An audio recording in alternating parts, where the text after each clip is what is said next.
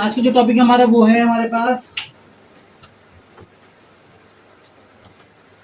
Representation of vector. कैसे हम एक वेक्टर को रिप्रेजेंट करते हैं।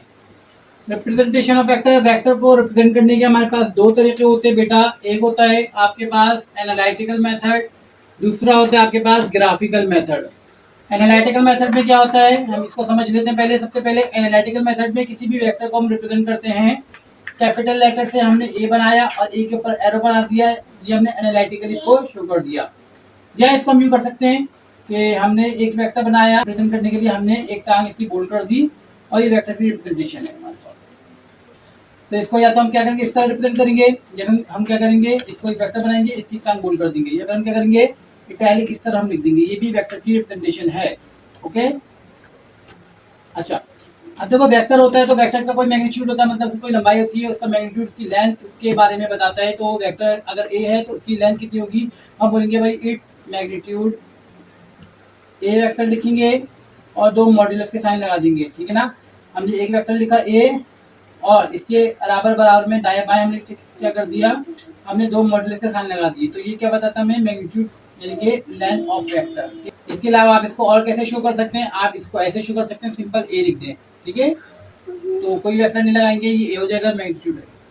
ग्राफिकल मेथड पे आ जाओ। ग्राफिकल मेथड क्या होता है, आपने सबसे पहले right handed Cartesian coordinate system लेना है। एक्स ले लिया, वाई ले लिया, ये हमारे एक प्लेन है, टू डायमेंशन प्लेन पे हम एक वेक्टर को शो करेंगे और वो वेक्टर क्या होगा, वो वेक्टर होगा हमेशा टू डायमेंशन प्लेन का होगा। तो क्या होगा, दो एक्सिस पे मूव करेगा और एक होगा एक्स एक होगा वाई। तो हमने एक वेक्टर ड्रॉ करना है, एक पॉइंट की पोजीशन लोकेट करनी है। मान लो एक पॉइंट है ए और ये पॉइंट है 2,3, यानी कि एक्स से कितनी दूरी पे, एक्स से कितनी दूरी पर है, यहाँ से 1 और ये 2।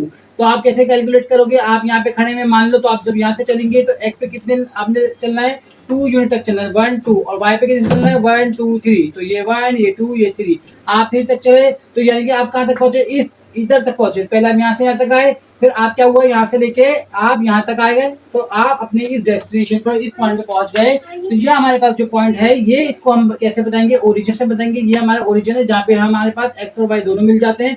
तो ओरिजिन से इस पॉइंट की पोजीशन के लिए हमने एक वेक्टर ड्रॉ करना और ये वेक्टर हमारे पास आएगा ऐसे, ठीक है। और ये हमारे पास वेक्टर आ गया और ये हम बोलेंगे भाई ये हमारे पास वेक्टर है और इसको पोजीशन वेक्टर आर दे देंगे।